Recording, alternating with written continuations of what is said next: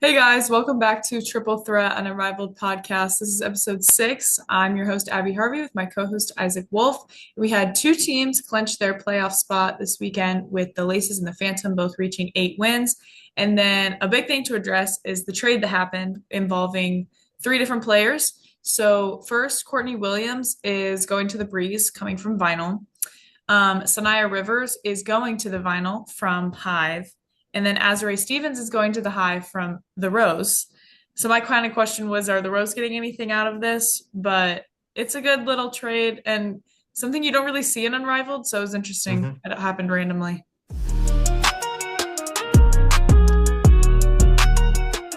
Yeah, I like the Courtney Williams addition for the Breeze, a young team in need of a veteran presence, and I think she's going to bring some experience to that roster. And that kind of leads me into talking about the first games because on Friday, the Breeze played the Hive, and the Hive took it. It was kind of a disappointing loss for the Breeze, in all honesty. The main thing I took away initially from watching this game was Sanaya Citron just looks more confident, looks super aggressive and assertive. Had 17 points on 8 of 16 shooting. The Hive played really fast in this one. Like they sped it up. They're not a slow team to begin with, but they really pushed the pace. But I felt like the Breeze did a good job of playing at their pace in terms of operating in the pick and roll and all that sort of stuff, and more of a half court set than running up and down with them. So they did a good job of, managing their pace. But I was surprised by Kate Martin's aggressiveness offensively. Mhm. She had 11 points, 5 of 8 from the floor, and hit a couple of shots in the first half. Really helped the Breeze get to their 12-point halftime advantage. And Markia Jackson hit a three to open the second half, and I kind of thought that's where the game was going to blow wide open. I really thought that was an opportunity that the Breeze had to, kill the Hive in that moment. But, I was wrong. The Hive strung multiple stops together. Citron was getting to it in the pick and roll. I think Billings took advantage of her matchups that she liked in the post. And just like that, it was a 1 point game after a 14-0 run after that Jackson three. And then on the final play, I'm kind of spoiling the end of our episode, but this was my play of the weekend. On the slob, getting Billings to catch on the perimeter and hand off at the 3 point line. They cleared Mitchell out on the weak side, so it's basically a two-man game. And Citron, they always say the inbounder is the most dangerous player, sprints off the handoff and gets downhill. And it puts Cameron Brink in a tough position because she's playing drop coverage. If she were to press up, Billings could flip the screen or drive it herself because we've seen Billings kind of come into her own lately offensively.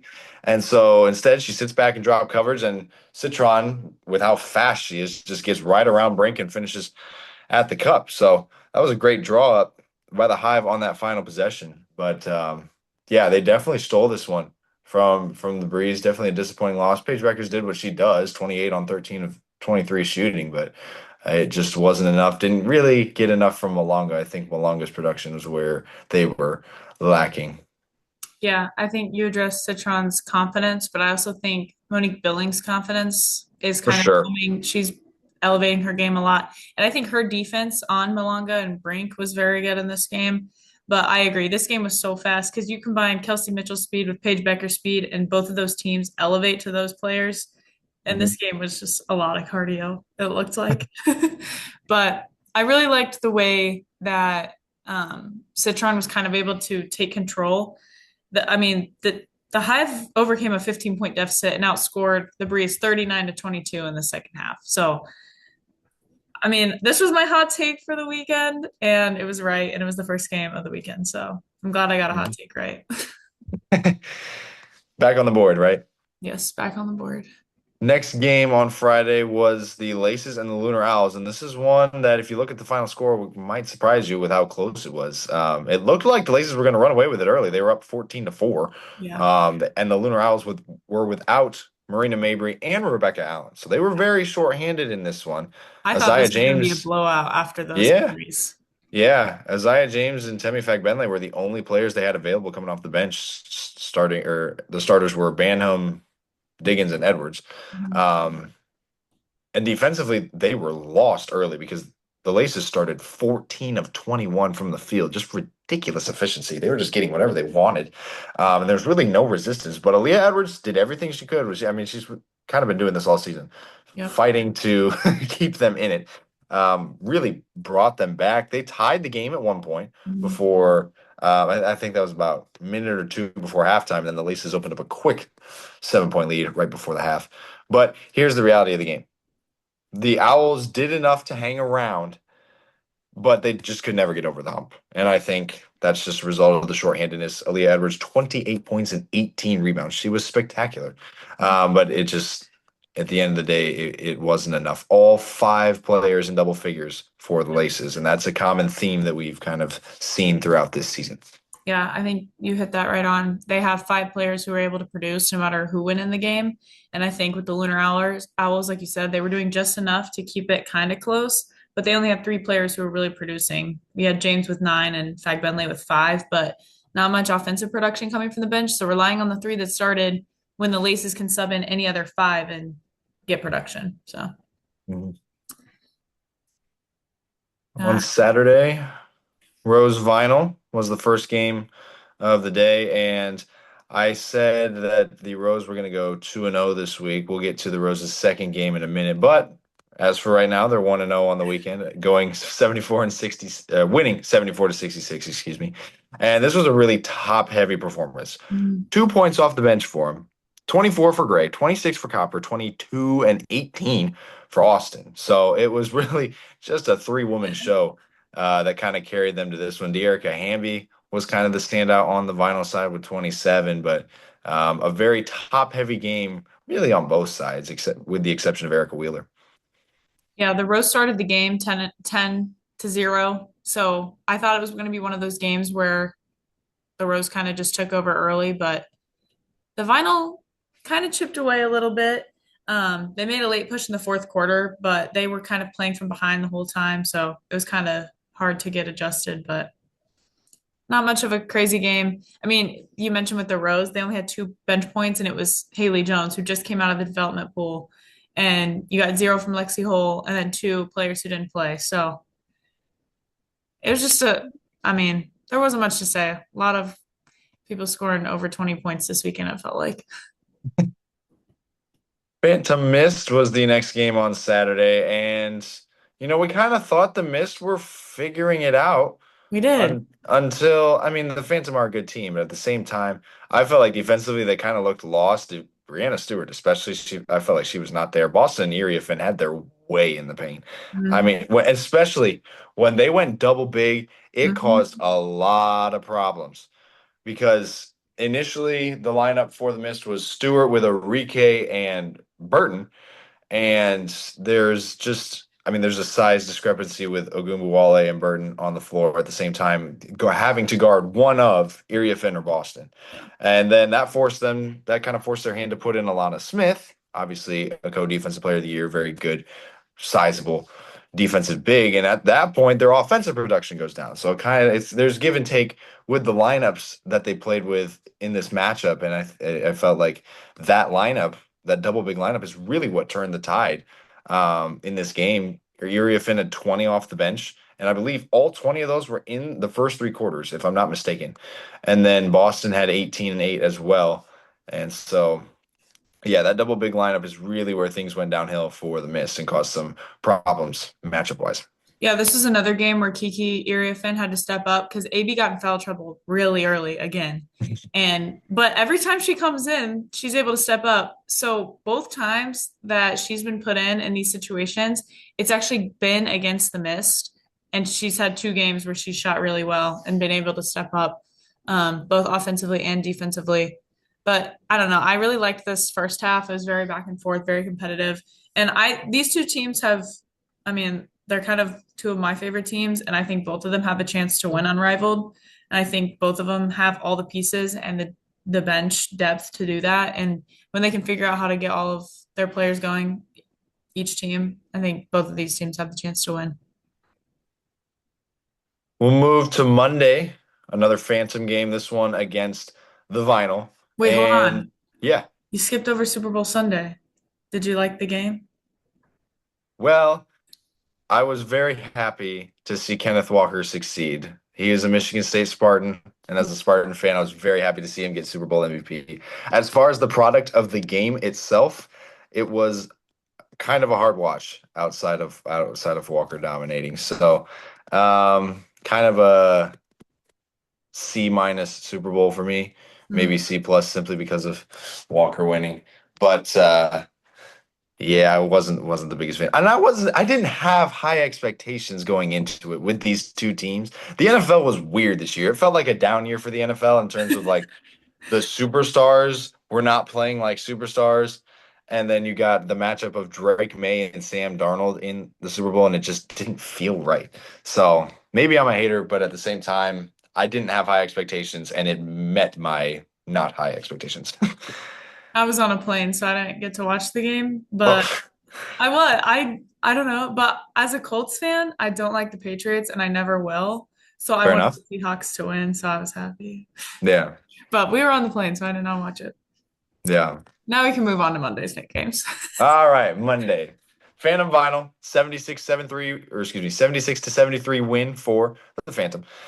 And they established Game was Boston early. crazy. Yes, they established Boston early in this one, which in turn, in the ensuing possessions after Boston, I think, scored the first 6 points of the game. Mhm. That opened some things up for Plum in terms of jump shots. The pick and roll turned into a pick and pop. Boston hit a three, and it just kind of felt like the Phantom got whatever they wanted, but the Vinyl buckled down eventually. Defensively, that was kind of spearheaded. I'll say by Brittany Griner's appearance early in the second quarter. Her rim protection was on point, and they went on a run, making plays on both ends. The Phantom got back to Boston before the half, but the Vinyl led 47-41.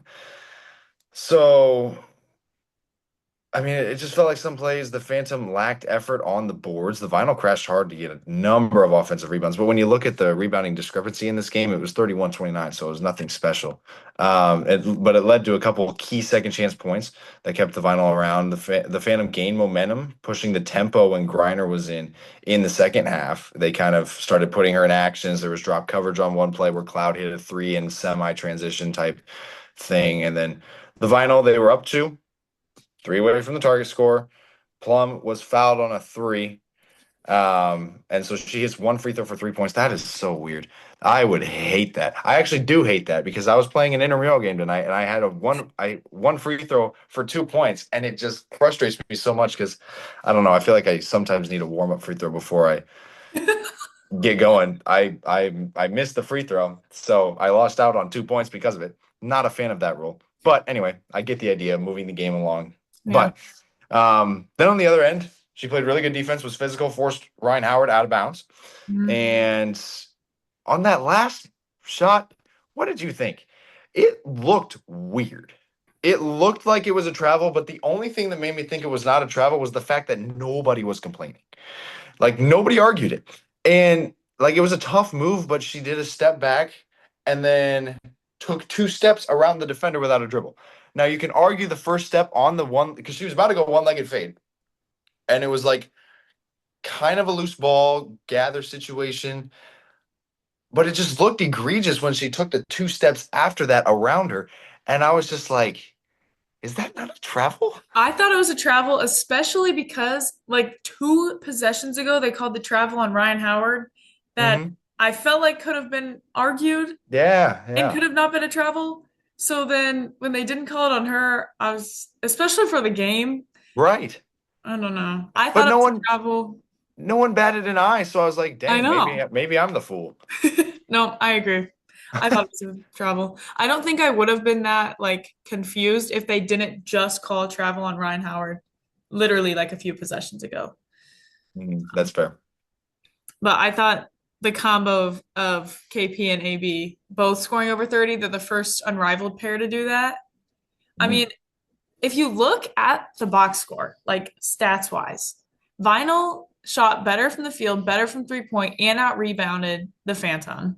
mhm, And it felt like they were able to spread out their offense very well. I mean, we've talked about that with a lot of teams, but they were kind of able to spread out who was scoring, and the Phantom obviously just relied on those two.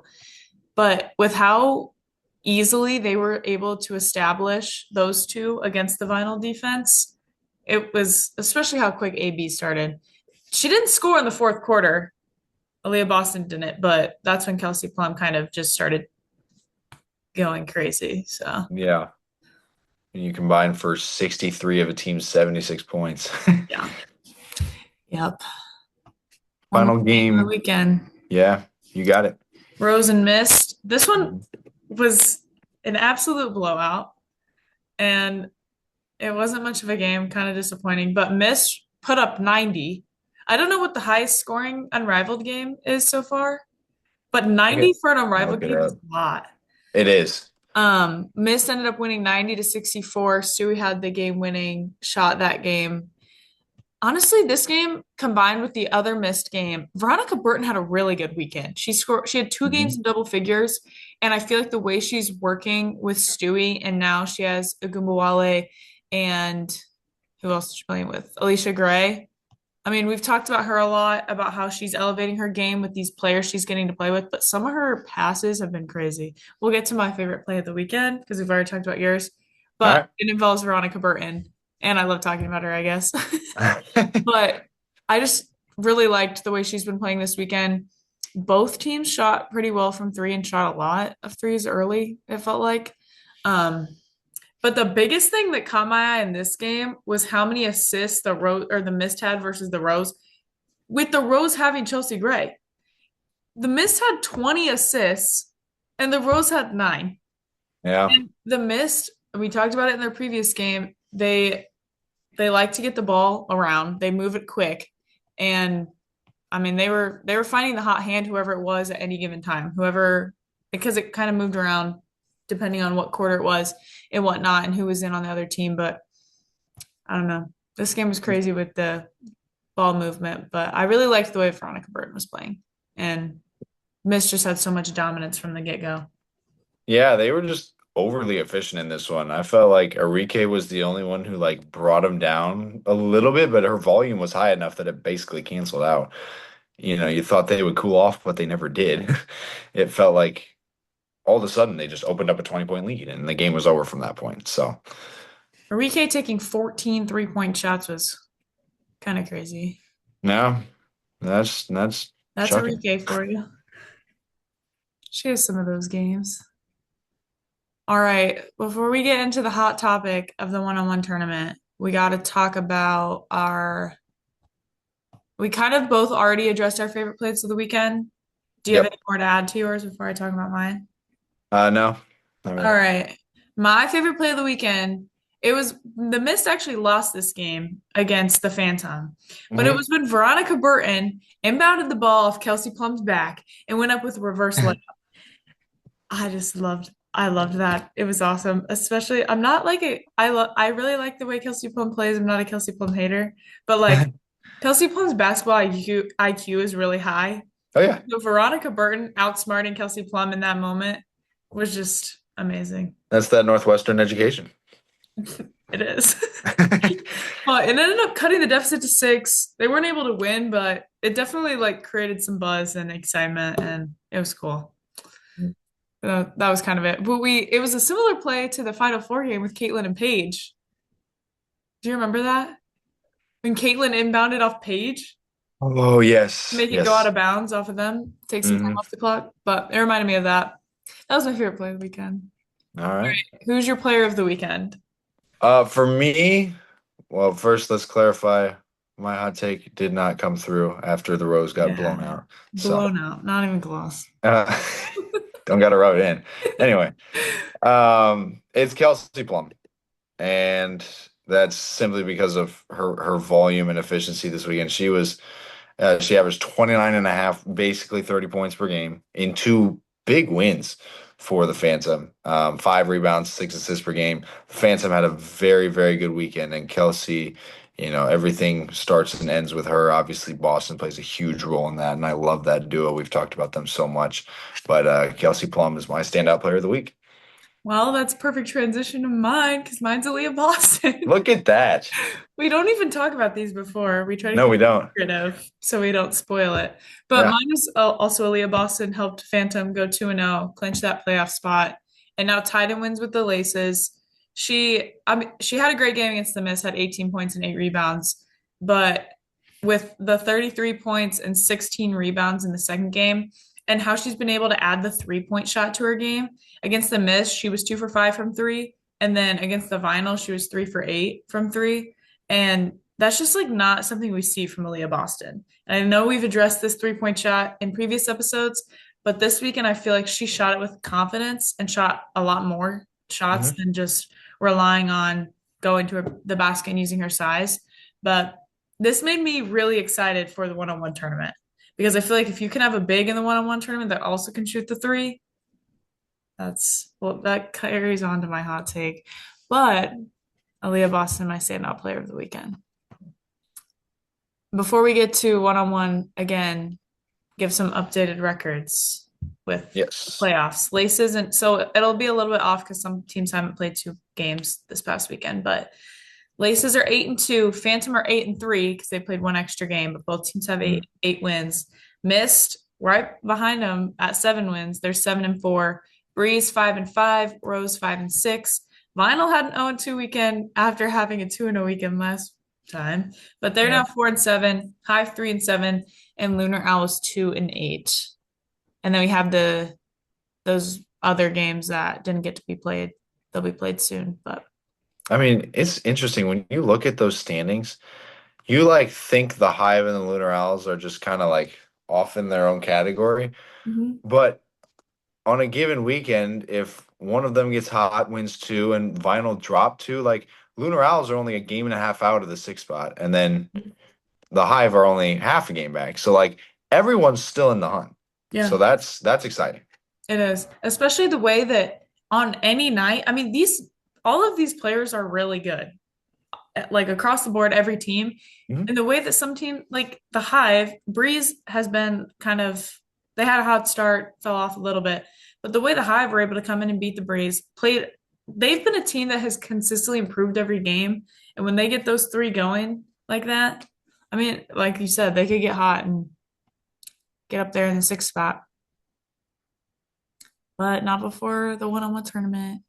Mhm. Super excited. So it's Wednesday, Friday, Saturday. And how they did it this year is they have 4 pods, A, B, C, D, and they split it up by position this year, which is different from last year. And Nafisa Collier won last year, but obviously she's out this season, so we'll have a new winner, basically, which is super exciting. But we're gonna give you who we think we'll go through like the matchups in each Yep. pod, and then we'll give you who we think is going to win each pod, our predictions, if you will. You want to read off pod A? Yeah. So the 1-8 matchup is Kelsey Mitchell and Rachel Banham.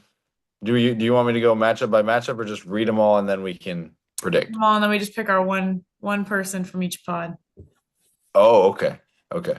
Um, so Kelsey Mitchell and Rachel Banham's the 1-8 matchup. Courtney Williams and Veronica Burton, the 4-5. Kelsey Plum got a bye, as well as Natisha Heidemann. So they will play each other as the 2-7 matchup in the second round. Yeah, because Skylar Diggins and Jordan Canada Hmm. are not playing anymore. Yep. So who'd you pick in pod A to come out? I gotta go with Kelsey Plum. I think I think Kelsey Mitchell's primed for this sort of event. Mhm. But I think Courtney Williams is a sneaky pick just because of her ability to get to the mid range and her ability to elevate. I would actually pick Courtney. I'll actually pick Courtney to upset Kelsey in the second round. I don't have like a bracket pick by pick type thing. But if I were to do a bracket, I would have Kelsey and Courtney advancing and then Courtney advancing to play the other Kelsey, Plum. So, and then Plum coming out on top in that matchup just because she is so unbelievably crafty, and who knows, she might pull out another one of those step back, double step around, whatever you want to call it.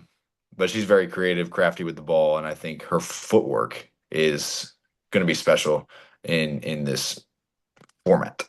Yeah, I also picked Kelsey Plum. I want to pick Kelsey Mitchell, but she's the type of player that she could have a really hot night. She could have a really cold night. Correct. She's So erratic sometimes. it's just the type, I mean, I want her to do really well because I do think she's made for this type of Hmm. style of play. But I just think consistency wise, Kelsey Plum has been consistent through this Unrivaled experience. But with the Courtney Williams Veronica Burton matchup, I I do think Courtney Williams is a sneaky player and her mid range is really good, but you've also got to think you're playing against one of the best defenders and with the guards, and Veronica Burton, I think, will be able to Yes, stop. for sure. I think that matchup will be actually really good. Hmm. I think with Courtney Williams' offense and Veronica Burton's defense, I think it'll be a good one. Hmm. Moving on to B. Pod B is loaded. Pod B is crazy. I don't have the updated one from today, Okay. but we had It- some changes. I just have well, yeah, we got Paige Beckers and Kate Martin in the 1-8. That's the one I'm And most then excited for. That's like my two favorite players. then you got Arike and Sykes, Brittany Sykes in the 4-5 matchup. Jackie Young and Isaiah James in the 3-6, and then Chelsea Gray and Natasha Cloud in the 2-7. Yeah. So Tiffany I Hayes is now not playing Jackie Young. correct. Yeah. I have to go with Paige in this one. I know that's boring because she's the number one seed. And honestly, this bracket, really all the top seeds should advance. I see a world where Natasha Cloud beats Chelsea Gray, and maybe Brittany Sykes has a crazy game against Arike if Arike's cold, because obviously she's been more cold than not Yeah. um, this season. So, but I'll take the one-on-one ability, the handle of Arike over Sykes. So Paige and Enrique would be that matchup in the second round, which will be phenomenal. Hmm. And I think Paige's physicality and just smoothness, ability to get to the mid range, especially, will benefit her there. And then Jackie and Chelsea, I think Chelsea Gray comes out on top there for a matchup between Chelsea and Paige, which I could easily see Chelsea Gray winning because she obviously had that really hot start to the season, and Yeah. the rows have cooled off since then, but she's still a very talented individual. Yeah. I did not go with Paige. I actually went with Enrique in this one. Okay, that's fair. Um, I think that she's kind of proven herself in past one-on-one and just like the way she plays. I think similar to Kelsey Mitchell, but I know she hasn't been had the hottest start in Unrivaled, but she's getting her feet under her, and I think that this kind of will be her ability to showcase. But I do think if there's a pod where any person could like 1 through 8 could just come out and win, it's pod B. Like this pod is stacked. Yeah. Like, Mm. I mean, Kate Martin, if she gets hot from three, I mean, we can't counter out always against Paige. Like, I do think like this pod is stacked because Brittany Sykes has been playing out of her mind. Mm. I mean, yeah, Natasha Cloud could beat Chelsea Gray on any night. So I think that pod will be really fun to watch. Pod C, Alicia Gray is the 1 seed, and she gets a bye, as well as Sanaya Rivers. So the 1-8 matchup is already set in the second round for Gray and Rivers. And then Marina Mabry is the 3 seed with Citron as the 6 seed, the 3-6 matchup. And then the 2-7 matchup is Ryan Howard and Ray Burrell. I'm picking Ryan Howard in this one. I was going to say the same thing. That's I boring. think, yeah, it's boring when we pick the same thing, but Um, I just think her ability, she shoots really well from three. I will say though, she's the type of player that if she didn't see it go in early, it might be tough. But if she sees her shot go in early in this one-on-one matchup, it's gonna be over from there. But she's been kind of one of those players similar with Alicia Gray, who has nights in Unrivaled where she's just lights out, and then the other nights where she has like 6 points. So it's Mhm. like, oh, I don't know, but I really like the way Ryan Howard plays with her speed and her ability to shoot from all three. I So will say the upset in this bracket for me is Sanaya Citron over Marina Mabry. yeah, that could be good because she's so quick too. Pod D, pod, it's all the bigs. So they Yay. split them off this year. And so the 1-8 matchup is teammates in Brianna Stewart and Lee Rue. And then we got the 4-5 matchup, which is Aaliyah Boston and Letitia Amahir. And then Dearica Hamby and Shakira Austin is the 3-6. The 2-7 being Aaliyah Edwards and Dominique Malonga. My hot take. We saw Edwards knock off Stewart in I believe it was a It's a 1-8 one matchup, eight. correct? Yeah. Last year. Now it's time for Edwards to be on the short end of the stick. I'm Ooh. going with Dominique Malonga to beat Aaliyah Edwards in the first round. And I know that's kind of it. I mean, that's a very hot take because at the end of the day, I think Aaliyah's a lot. better and stronger. And I think her physicality probably wins her that matchup. But I like what I've seen so far this season from Dominique Malonga. And I'm really interested to see how much of her game we get to see in a one-on-one format where she's got the ball at the top of the key and she's got to use her handle to get somewhere and not she's not just sealing on the inside. And so I it's kind of more of what I want to see, but at the same time, I think there's a real chance with her skill set that she knocks Aaliyah off. There's got to be some upset, right? There's got to be Yeah. one matchup that you just don't think can happen, and that's the one that I think is going to happen for me. I mean, last year I wouldn't have predicted Stewie to be out in the first round, so Right. maybe Lee can do it this year. Oh goodness. I love Lee, but man, she's a cone. Well, my pick is Aaliyah Boston.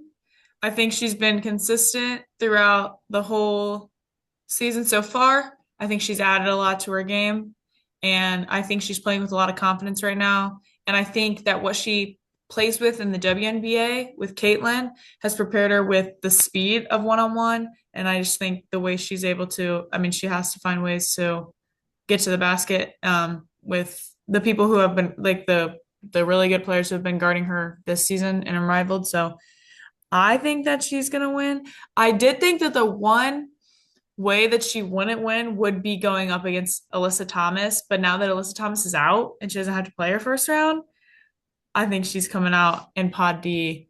And then my hot take is that I picked Kelsey Plum and Enrique, and then Ryan Howard and Aaliyah Boston. And my championship I want is Enrique and Aaliyah Boston. And then my hot take is yes, I want AB. AB is going to win. That's my hot take. But my other hot take on the piece of that is that a big is going to win. And I know you don't like that. And Yeah. Go ahead. well, actually, that's just what I have to say. I think that this year we're going to see a player with some size win because, I mean, last year, look in the one-on-one tournament, look at who had success. I think it's going to be similar. That's fair. That's fair. I get it. Fee is one of the best bigs who can attack from the perimeter. Here's my thing about this. Here's my thing about this. I think Stewart is the only big with a realistic chance of winning the whole thing. Because if you get Enrique or Paige one-on-one on the perimeter with Aaliyah Boston, Boston is not very quick laterally. I think she's And gotten quicker. I think she's gotten quicker. I don't think she's gotten quick enough to keep up with Paige and Enrique on the perimeter. This is from the top of the key. If this was from the post, of course she fries. But I can't sit here and say that Aaliyah Boston is going to win a one-on-one tournament from the top of the key. I just don't see enough of I just have not seen enough from her that makes me think she's capable of doing that, especially against a guard. Like I get it, you can maybe just turn and back him down. Paige has gotten stronger. These guards are not, twigs. And so, if you can back them down into the post and get that sort of matchup, that's fine. But from the top of the key, you got to be able to create off the dribble. I mean, Paige, Enrique, Kelsey, they can all just get right around these girls. Stewart's really the only one who's got a good enough handle and shot creation ability on the perimeter to, potentially win this whole thing. I have Stewart coming out of this pool. I think she's going to want to get her get back after last year's disappointment. Um, and I just don't see a big winning in this format. That's not Fee, who's, got the handle and the physicality to, make plays from the perimeter. All right, we'll see. I'm excited. I never said who I think would win the whole thing. So who are my matchups? I got Kelsey coming out We of have two one. minutes. Yeah, Kelsey and Paige coming out of one, and then Ryan and Brianna coming out of the other. Ooh. Give me Paige Beckers versus Brianna Stewart in the final. Paige Beckers wins it all. All right, we'll see. With our luck, we're gonna get a Page AB matchup. I would love to see that. Legendary next episode. And then right after the one-on-one tournament, which finishes up on Saturday, I think, Yep. then we have Laces and Hive and then Breeze and Lunar Owls on Tuesday. And then Mhm. we'll be back for another episode. But that's all we have for episode 6. Super exciting times for one-on-one. It's my favorite time of Unrivaled and lots of basketball to watch. So that's always a plus. But that's all we got for you guys. Thanks for watching. I'm your host, Abby Harvey, with my co host, Isaac Wolf, and we'll see you next time.